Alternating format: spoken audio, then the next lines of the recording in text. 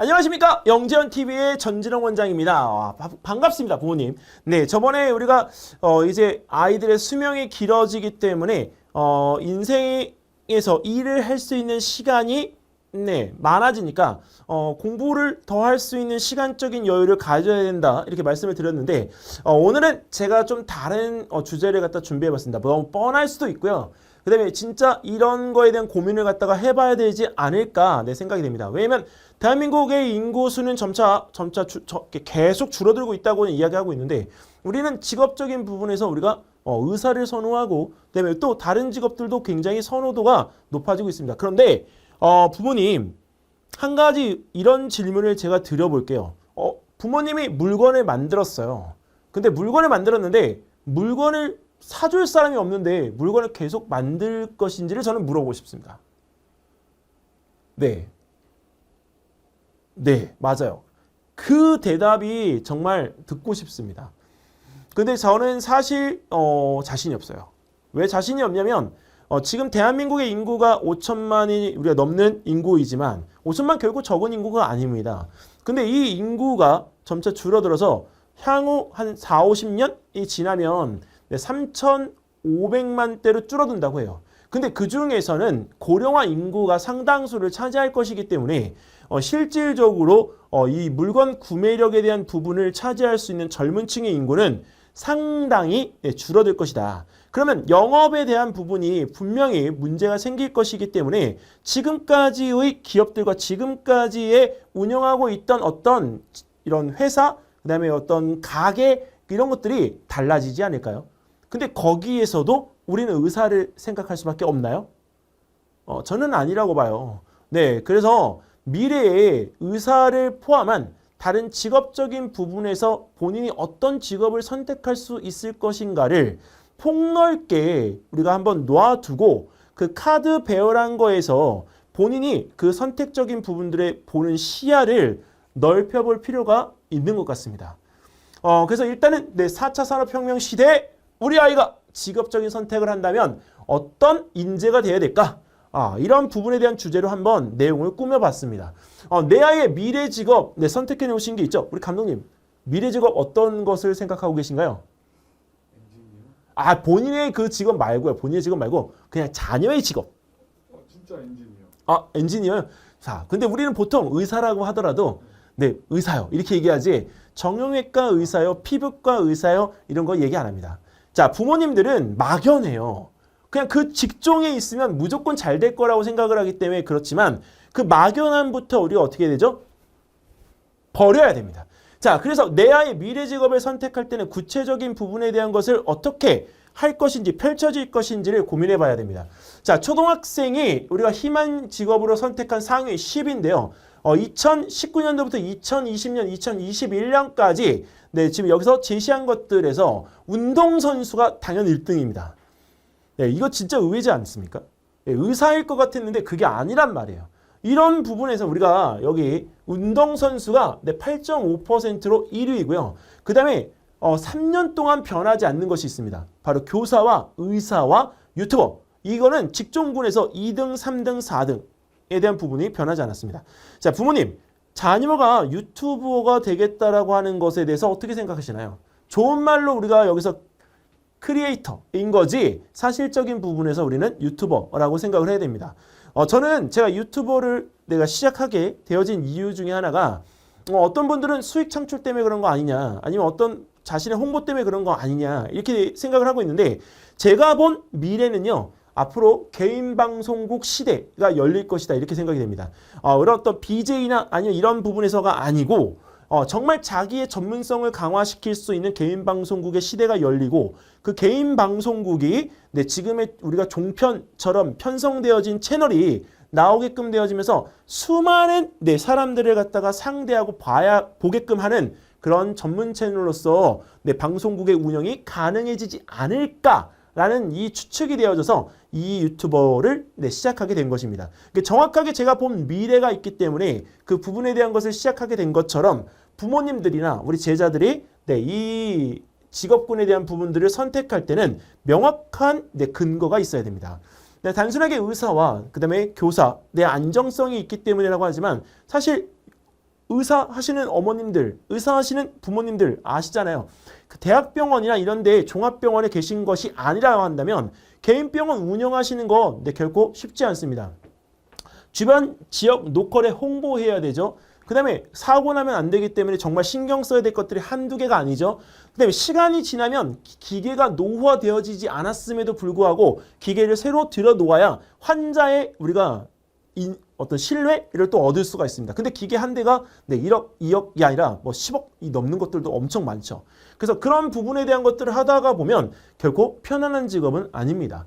자, 근데 그런 부분에 있어서 이런 직업군들을 갖다가 선택하고 있는 초등학생들이 중학생이 되면 어떨까요?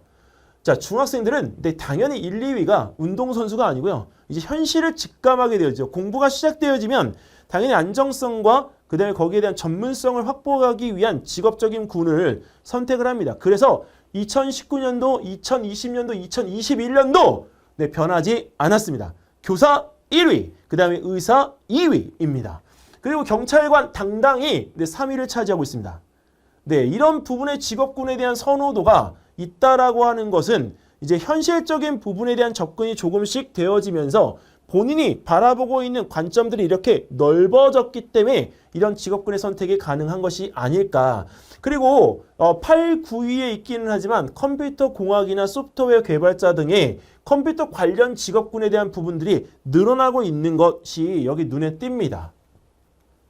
자, 하지만 고등학교에 올라가게 되면요, 더 현실적이 되어지죠. 근데 변하지 않는 건 교사가 직업순위 1순위. 근데 앞으로는 서울교대나 이런 부산교대, 다른 지역에 있는 지역 교대들이 학생들을 많이 양성하고, 근데 사범대가 또 교사들을 많이 양성할 것이지만, 이제 실질적인 학군에 우리가 들어가야 되는 학생의 숫자가 줄어들게 되면 교사라고 하는 이 부분의 자리도 분명히 부족해질 것이기 때문에 오히려 들어갈 수가 없는 이런 벽이 쳐진 것 같은 그런 느낌이 들 수밖에 없는 상황이 될 것이라서 사실은 이 교사라고 하는 직업에 대한 선호도가 앞으로는 좀 낮아지지 않을까 생각이 됩니다. 앞으로 10년 이후에 20년 이후에 4차 산업이 계속 발전하게 되면 학원 강사가 없어져야 될 직업으로 우리가 분류가 되어 있더라고요. 근데 지금도 수학이나 이런 부분에 대한 문제의 패턴을 정확하게 분석해서 학생의 실력을 올려주는 프로그램들이 나오는 걸 보면요. 사실 그럴 수도 있다라고 생각이 됩니다.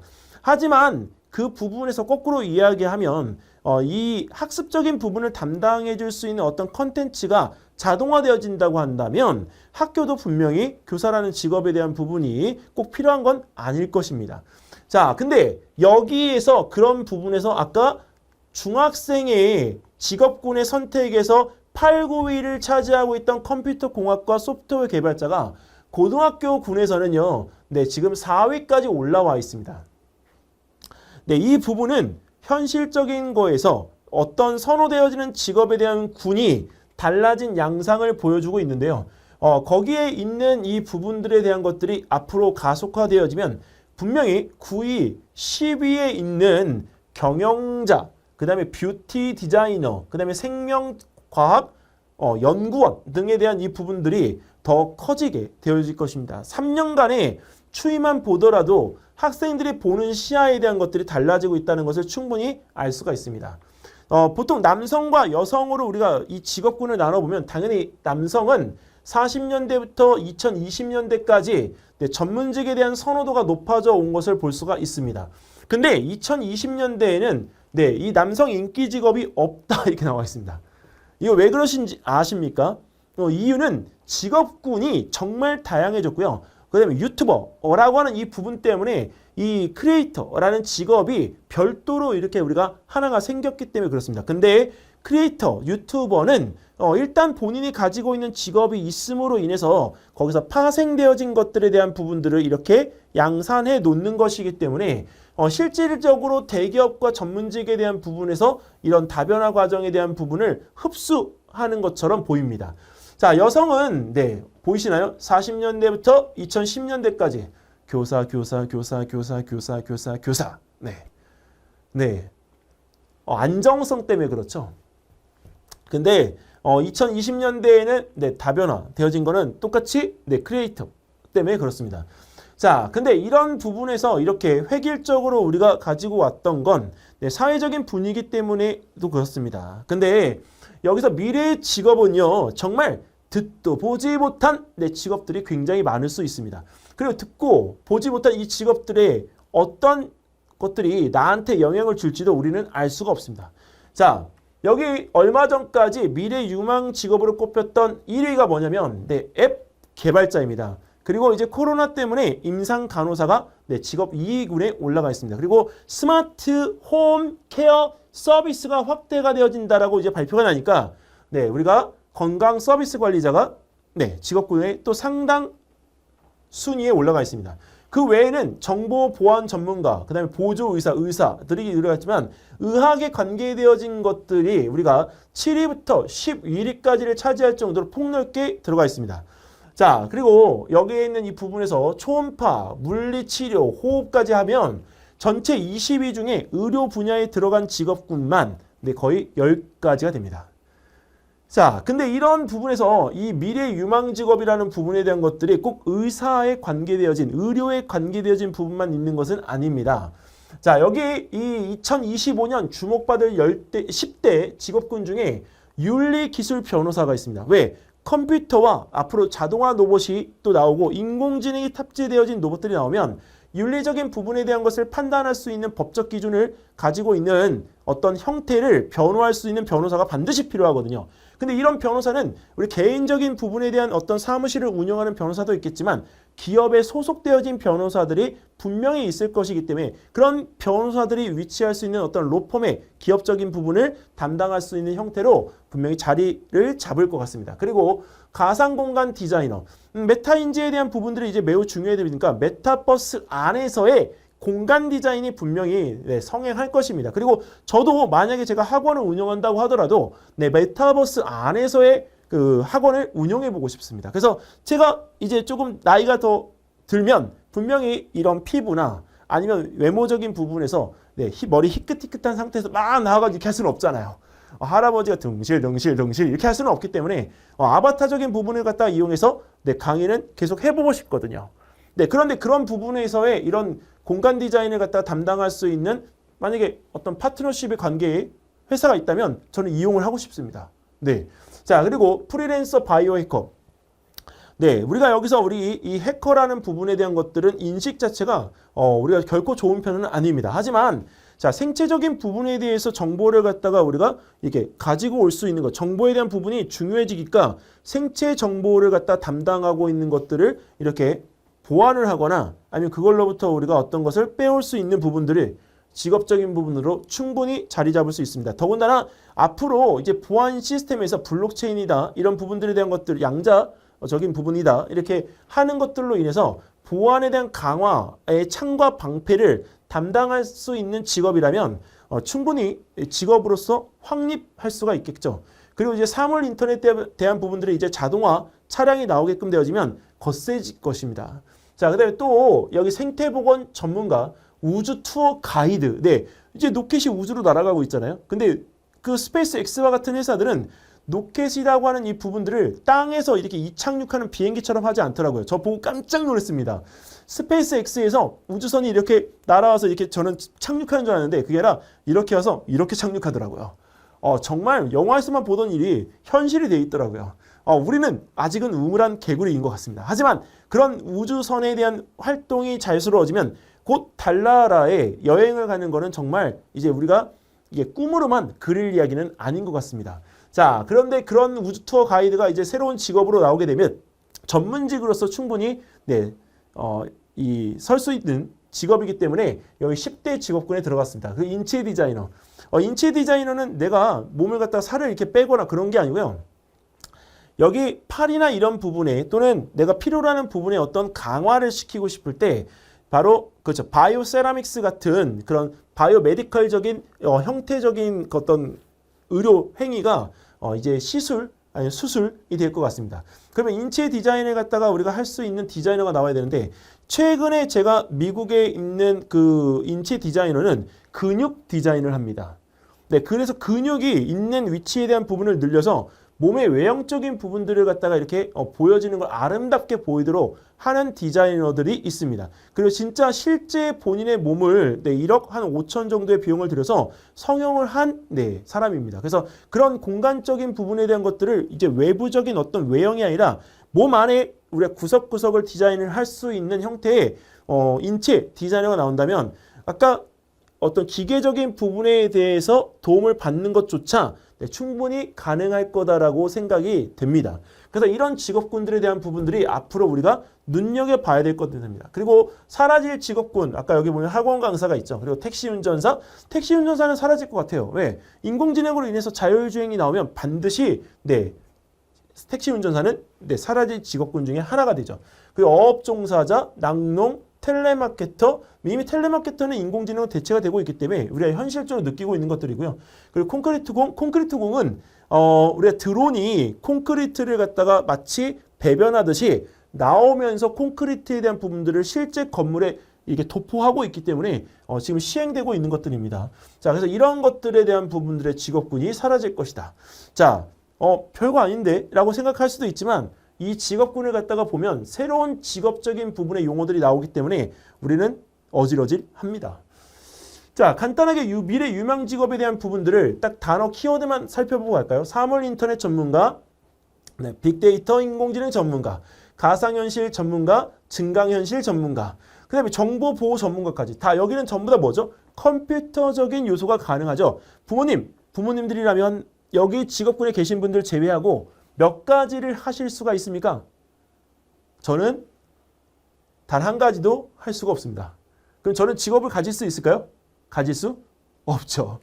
로봇드론, 자율주행 전문가, 스마트팜 전문가, 다 기계적인 부분, 컴퓨터적인 부분들입니다. 환경공학자, 스마트 헬스케어, 3D 프린팅 전문가, 소프트웨어 개발자. 아시겠죠? 앞으로의 시대가 왜 4차 산업혁명에서 인공지능, 특히 컴퓨터적인 요소가 정말 중요한지. 그래서 우리 자녀들이 꼭 배워야 되는 것 중에 하나가 바로 뭐죠? 코딩입니다. 코딩을 모르면 진짜 생활 자체가 불편해질 수 있기 때문에 이런 코딩적인 요소에 대한 부분들은 중학생, 고등학생 돼서 배우지 말고 여유가 있는 초등학교 학생일 때 4학년, 5학년 정도일 때 배워두면 아주 좋을 것 같습니다. 자, 그리고 신재생 에너지 산업 전문가 여기서 보이셨나요? 사실은 이 직업 밑에 바로 신재생 에너지 전문가가 있었는데요. 지금 현실적으로 신재생 에너지 전문가를 갖다가 하겠다라고 하는 친구들이 굉장히 많거든요. 근데 앞으로는 그 직업군 자체에 대한 제목이 없어질 거라는 거죠. 눈 씻고 찾아봐도 우리가 찾을 수가 없게 됩니다. 자, 그래서 저는 한 가지 제가 제안을 하고 싶습니다. 직업이 이렇게 다변화되고 있는 시점에서는 내가 잘하고 있는 거를 홍보할 수 있는 직업에 대한 표현이 매우 중요합니다. 그래서 직업적인 부분을 창조할 수 있는 사람이 되셨으면 좋겠습니다. 어머님들, 아버님들도 마찬가지고요. 우리 자녀들도 이 직업에 대한 부분을 창조할 수 있는 인물이 된다면 새로운 직업군으로서 당당히 우리가 설 수가 있습니다. 그리고 단순 노동의 대체 시대가 이제 곧 오기 때문에 이 시대에 대한 대비를 갖다가 하는 거는 기다리면 안 되고요. 먼저 앞서서 내가 가서 그 부분에 대한 것을 대비할 수 있어야만 가능합니다. 자, 자기의 적성과 전공을 살린 창의적인 접근 물론 중요하죠. 근데 무턱대고 내가 창의성만 발휘해서 내가 될 수 있다라는 생각에 대한 부분을 한다면 정말 그거는 아닌 것 같습니다. 왜냐? 창의적인 부분만 가지고 접근을 해서 대박을 터뜨리겠다? 그거는 아닙니다. 왜? 노력과 성실과 그리고 거기에 대한 결과가 오기까지의 시간이 필요하기 때문에 생각 하나만 가지고서는 절대 이룰 수가 없습니다. 그래서 창의적인 직업군을 갖다가 내가 만든다고 하더라도 반드시 본인이 좋아하고 여유롭게 할 수 있는 시간적인 투자가 어디서 이루어지는지를 보고 결정하실 거를 저는 정말 권하고 싶습니다. 자, 영재원 TV, 저희들의 창조적인 하나의 산물인 거죠. 저희들이 급하지 않은 건 저희들은 이 숫자에 대한 부분보다는 전문적인 지식을 전달하는 목적으로 이 부분에 대한 운영을 하기 때문에 그렇습니다. 만약 급했다라고 한다면 어떤 수단과 방법을 가리지 않고 이 부분을 계속 이어가겠죠. 하지만 저희는 여유가 있습니다. 제가 이 여유를 부리는 거에 대한 부분을 잘 이해를 하신 분이라고 한다면 오늘 제가 드린 말씀이 무슨 이야기인지를 충분히 귀담아 들으셨을 거라고 저는 생각이 됩니다. 자, 그러면 오늘 이 좋은 이야기 부모님만 보실 건가요? 아니죠. 우리 자녀들에게도 내 이야기를 꼭 들려주셨으면 좋겠고요. 저 모습을 갖다가 이렇게 링크를 걸어서 던져주셔도 좋지만 만약에 부모님이 이 이야기 들은 거를 아이한테 이야기하는 시간으로 활용하신다면 아주 베리 굿드가 될 것 같습니다. 자, 그러면 다음에 또 좋은 이야기를 가지고 돌아올 테니까요. 그때 또 뵙기로 하고 저는 오늘 여기서 이만 인사드리겠습니다. 감사합니다.